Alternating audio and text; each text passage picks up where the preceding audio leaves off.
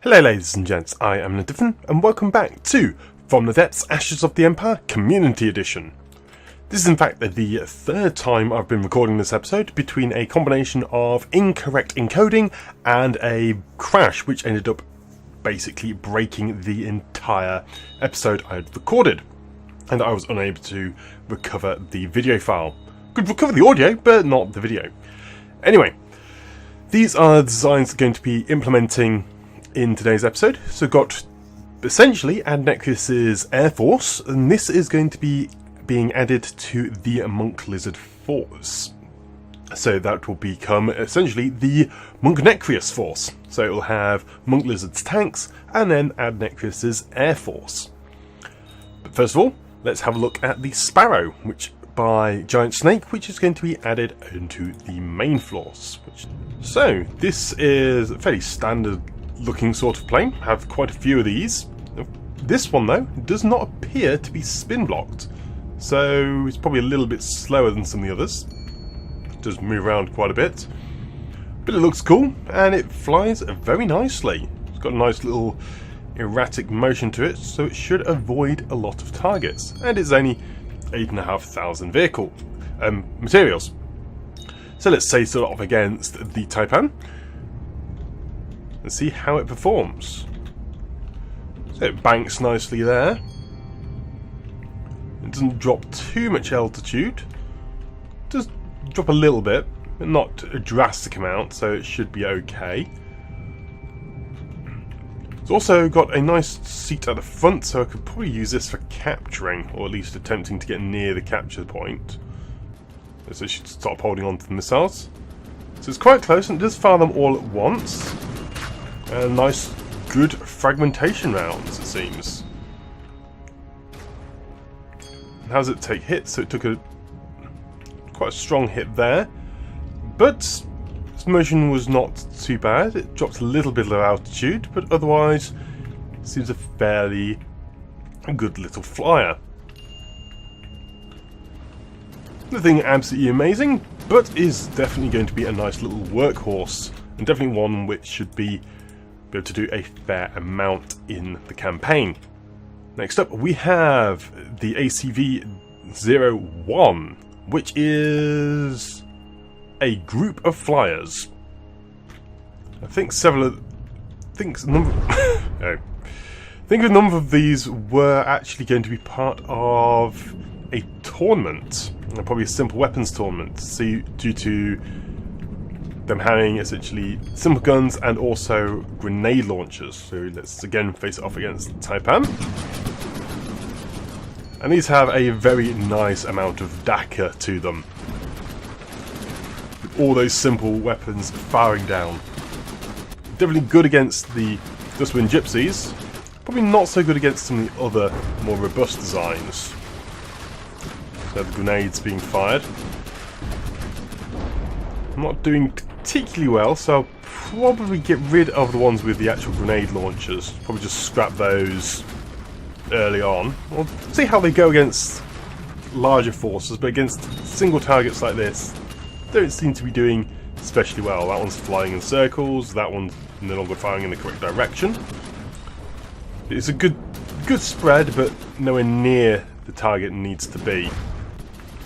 That one doesn't seem to be too effective, but again, I believe it was being used for a simple helicopter tournament, or helicopter force tournament.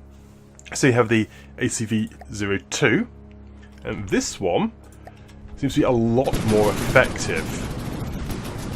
Seems to do away with those little grenade launchers, and instead it just has massive amounts of the simple cannons.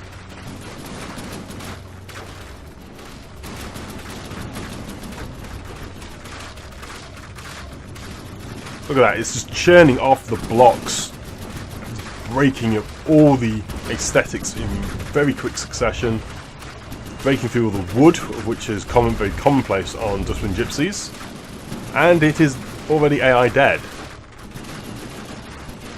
Very, very effective, considering the costs, or the lack of costs involved.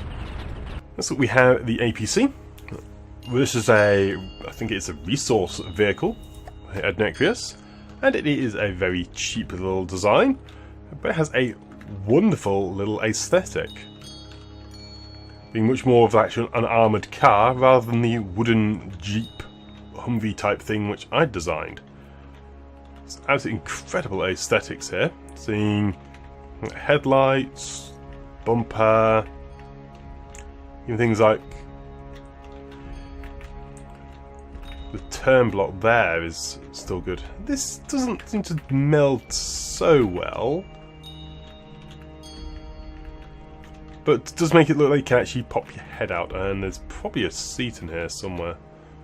Yeah, you can probably sit in there and be fine. But let's send this also against the Taipan. It does seem to only have the one machine gun there, and it's coming stuck on one of its own blocks. Yep, whee! Spinning, and it got torn to pieces. Let's just try that again, shall we? It does only have the one little machine gun. Not expecting it to do drastic amounts, as it's probably either like a resource carrier or just a very cheap little starter design. It's more of this cheap starter design, and I have moved past those points, I believe, in the campaign. This was submitted early enough, but just due to the way I've been doing the submissions and just pretty much randomly selecting them, I actually did miss that. So, play it around for a little while, but I don't think it's going to stay in the combat forces for very long. There we have another design though by Red the Rage. This is actually going to be replacing the Reaver Buggy. The Reaver Buggy has done okay, but unfortunately, compared to the rest of the forces in the main fleet, it's a little bit weak in terms of durability. This tank, on the other hand, is considerably more durable. It has ejectors, so its gun won't just instantly pop off as soon as it's struck, and a good amount of armour protecting the internal components. There's some heavy armour in there for good measure, which is always handy. Its weapon is quite a small gauge, but a rather effective explosive HE fragmentation round, which it fires in short bursts.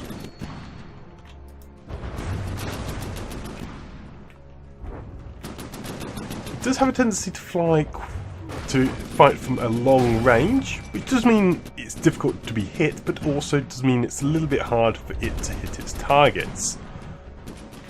Yes, might change its AI because it's fighting a little bit too far away. It's a solid little tank when it does get into the melee, but it is unfortunately a little bit. Yeah, it's meant to be. It is meant to be staying within range. So that is very strange while it's running away.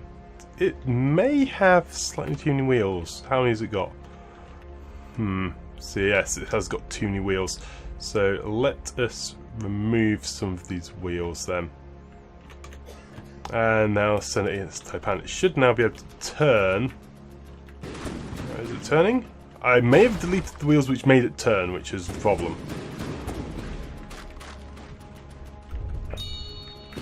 So I think it's actually the turning capabilities I have removed from it. Yeah. So I'm going to make a quick couple of changes to this because I do want to be able to use this design as it is quite cool. So, save this vehicle with little fixes. And now setting as Taipan.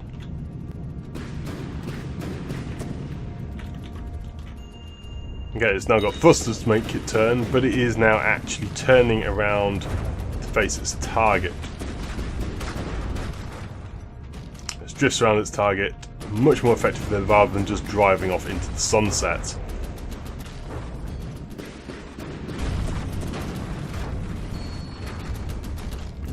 Excellent. And it is a rather robust vehicle, despite me just taking an axe to it and changing some of the internals. But I did want to be able to use it. So, Next up, we have the Liberator by Charadon. This is actually going to be replacing the packing heat because this is its big brother. It's 74k, a very, very expensive design, and it doesn't seem much here, but that is because it is a subspawn gun. A giant Gatling APS gun. Though it doesn't gattle, it just fires all these at once in very quick succession. It absolutely murders everything, unless it gets struck here, causing a chain reaction through the entire thing, blowing this whole top up. It's beautiful. Still, let us see it facing its Taipan. It turns quickly and then does this to things.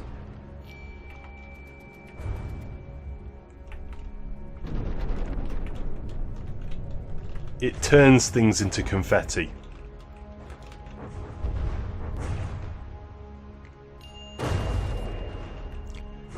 It is quite awesome to behold. It's essentially the rapid fire version of the packing heat.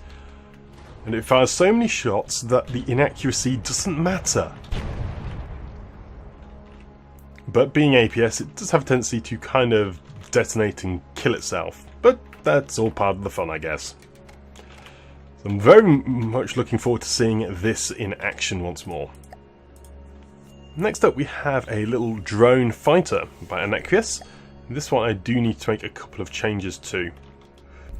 So I do need to make a couple of changes to this little design by Anacreus because, unfortunately, one, it has a torpedo, which won't work, and secondly, there doesn't seem to be any friend or foe on these missiles, so they end up shooting, well, their friendlies, which is not something I want. We need to delete that local weapons controller and now add on identify friend or foe. And let's try this little guy out. So then it gets sidewind to start with. There go the missiles. Just kill itself. And that large missile just misses because it has a very low turning. But let's load a couple more in, because it's going to essentially be deploying these en masse. Going to probably deploy 3 or 4 of them, and it just blew itself up. Well, no, it was actually shot and spawned it in. The missile though hit and EMP'd and all that sort of stuff. So these are going to be quite a good little design, particularly for being so cheap, though they do go down rather easily. But then again, the 3000 materials, what can I expect? Lastly, we have the Impeachment, also by Anacreus. This has a very large number of missiles and a couple of Gatling guns at the fore there as well. And it just got shot. It's turning around. It's quite a slow bomber. It does have a very nice wing style to it. Forward swept wings, but still a more circular design. Ooh, just lost the entirety of that custom jet engine. That does allow it to do a loop and deploy its missile bombardment, which doesn't hit because it was completely in the wrong orientation, but looks kind of cool. This one over here so it actually has a nice line up to its target, which is what would happen in the campaign. And there we go. Missile bombardment, smashing through at the rear there. There's a good amount, just unfortunately went straight into the heavy armour and stopped because it's heavy armour, it's what it does. But there we go. I'm very looking forward to seeing all these designs in the main campaign. So I'm currently with the Mongolian Force, going to add in the Anacreus' forces. Merge together, radar balloon, you split off, pair yourself, pair all of you, and I'm going to get rid of the laser heavy fighter. The rest of these fighters are going to be the new air wing.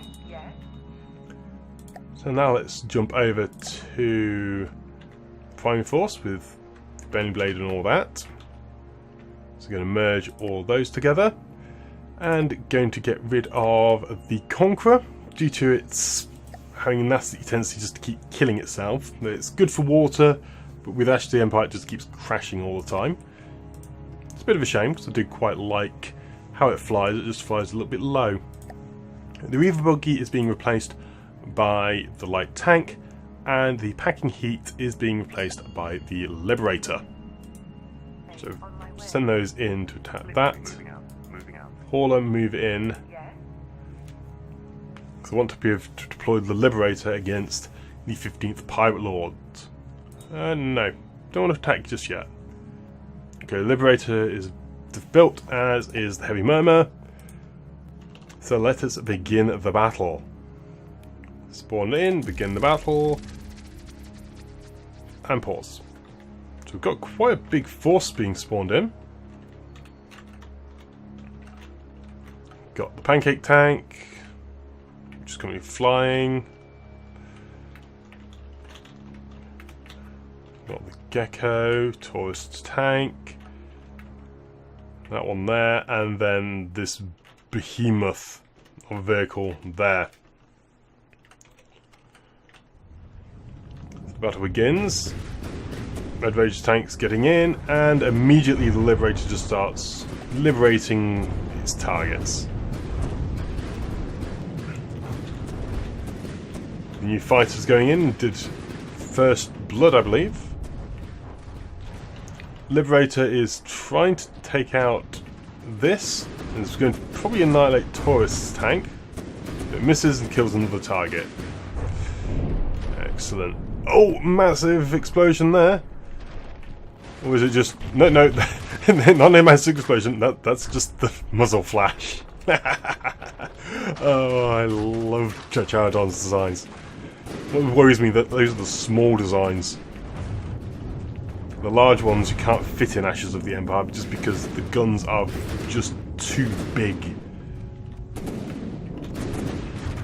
Ooh, nasty little clip on the ram there.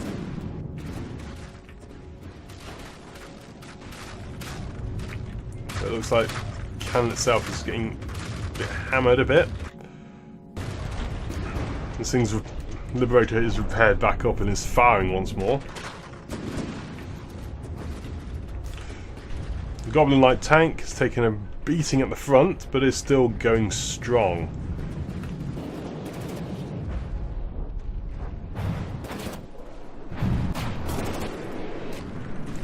Warrig is stationary target, which means it disintegrates.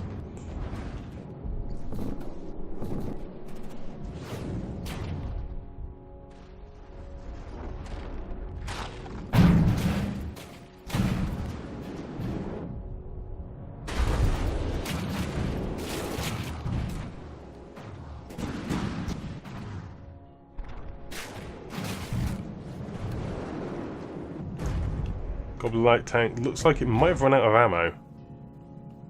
No shell loader. Ah, you haven't loaded up yet. You probably got hit at the top and vented all your ammunition. Lost a little bit of health on load the vehicles, but that did rather nicely. Let's try and utilise the Monk Necrius force now. Begin the battle and then pause, because I have a nasty feeling everything's going to crash into itself.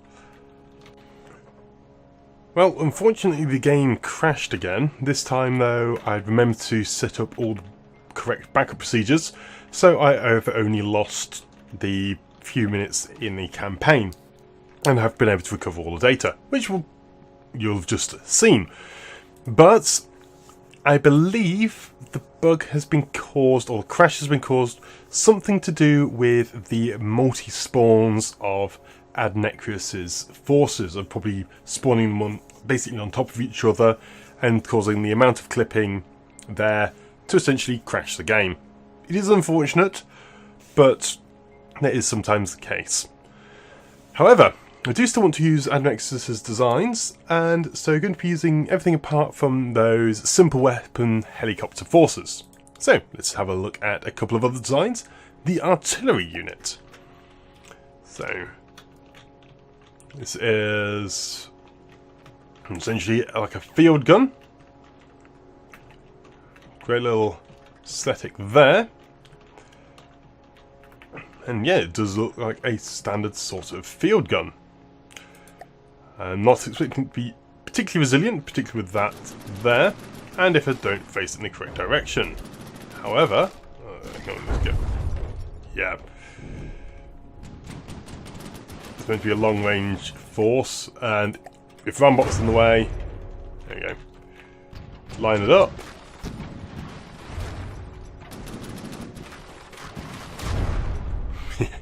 Yeah. It's a field gun, it should not be... Let's restart the designer and actually try this from a proper perspective. So, Topam. Field guns should be placed right at the back at long range, not where they can get attacked. So it's reversing up, still reversing up.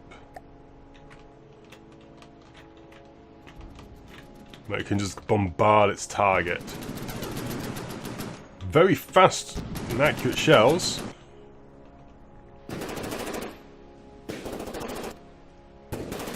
Yeah, this is going to be quite good, particularly in a fleet or battle force setting. Because on its own, it does have a tendency to get focused and killed. But with a number of other targets in the battle force, it will definitely be able to survive nicely, allowing its main gun to do plenty of damage. We also have the Pain Train, which looks like it's a rammer.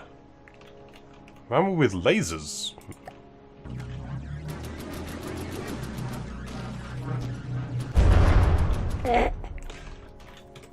Okay, let's try that again. It's very dirt cheap, so I can spawn a little number of them.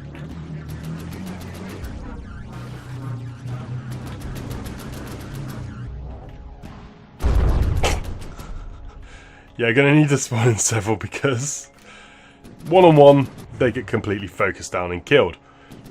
So let's spawn in several.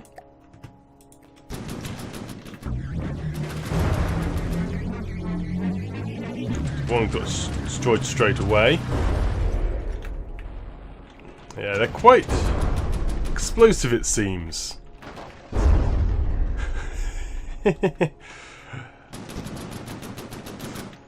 It's what happens when you put drones in range of primary combat units. Still, I do think they will actually work in a proper setting because they're so small, everything else will be focused first, allowing them to do their damage. Let's go back into the campaign and respawn everything in. I am actually now going to keep the anti-air heavy fighter because I haven't got the rest of the Air Force in due to the way it was bugging out. So not Benny Blade Fleet, let's do this community force. And the Monk Necrius force. Everything just seems to be generally okay. Spawn land, begin the battle. Battle begins. Goblin light tank is ready to go. Immediately Liberator once more fires. Missiles for the enemy coming in. Crown Bomber firing its payload. Quite long range, so I'm not expecting that to hit anything. But it looks like the Scrapworks and two of the Taipans are already dead. Oh no, Scrapworks is still alive. Well, I say as it gets completely hammered.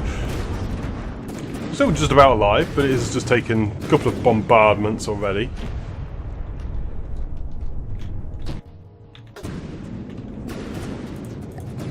Let's just make sure everything is ignoring salvage, because it's got most things currently attacking salvage. It's a bit wasteful. tourist tank somehow dodges death.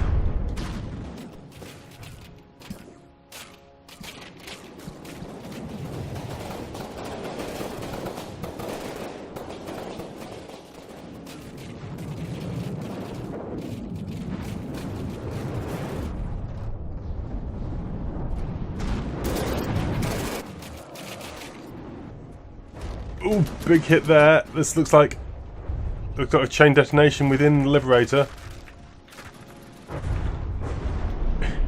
Yep.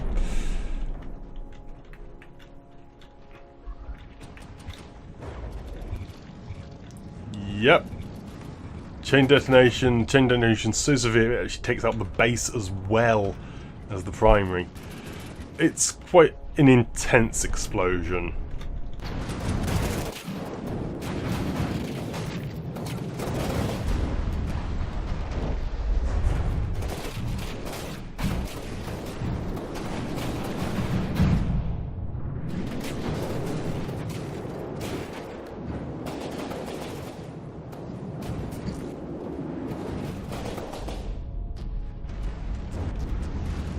That really necessary.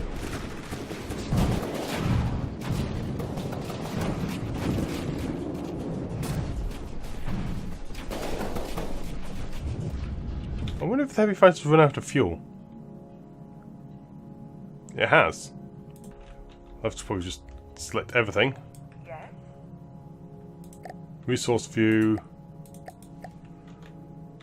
I'll probably get the heavy fighter back up in the sky. Yep. He's now got fuel again. Excellent, battle finished. That though was quite painful. I think what I'm going to have to do, I'm going to have to build a refinery over in this location. That will be able to get me a lot of additional resources. Or prevent me from running out of fuel. Because fuel levels are okay, but they could be a lot better. Which it doesn't look like going to be able to deploy the Monk Necreus force. Because I have to do these battles again. Let's begin the battle. Pause.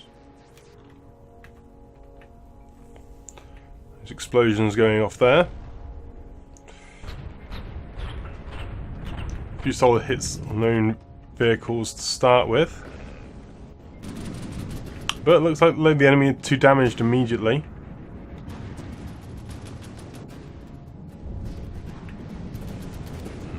The Raider driving straight towards the Liberator. And having all of its components liberated from being part of a vehicle. Like thus. Those ones disintegrated. The heavy fighter tearing through, destroying all the main components. Pancake tank just doing its own thing, not really paying attention to the battle, it seems.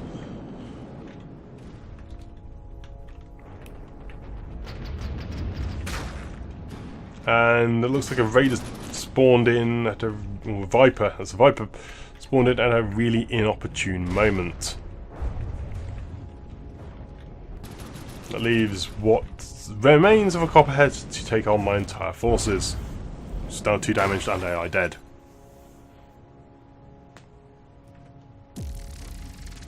And surprisingly, victory! Right then, let's get ready for this battle. Spawn land in, and then begin the battle. And hopefully it won't crash this time.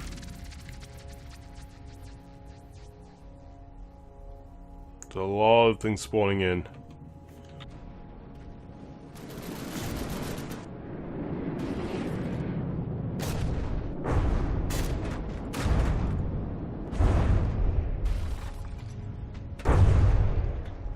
Wow, your AI dead already. That's impressive.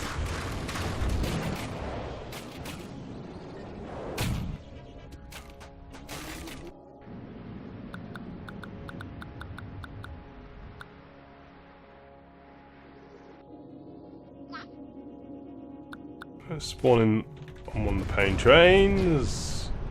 dodging the missiles which are aimed at it.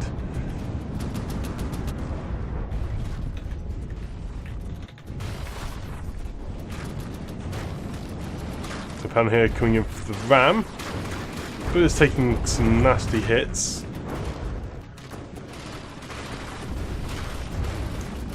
Pack shots tear off its turret. Was that King Cobra? I think it's King Cobra. Yeah, King Cobra. It's hard to tell when it's half destroyed.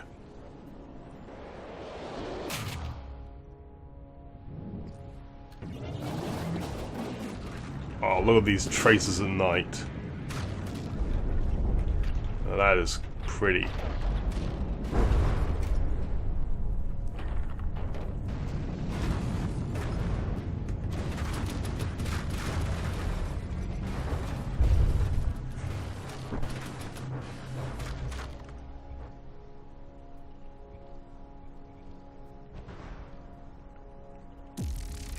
Excellent. Battle finished. I think that's actually going to do me for now, because I've got quite a bit of data to catch up on. So thank you very much for watching this episode of From the Depths, Ashes of the Empire Community Edition with myself and Diffin. If you did enjoy the episode, please leave a like and or comment below, as it is always great to hear from you lot. Also, be sure to check out the rest of my channel for other From the Depths and other game content, and pop by the Discord channel as well for a more direct chat. Otherwise, that's it from me for now, and I shall see you next time. But until then, I'm out. Goodbye!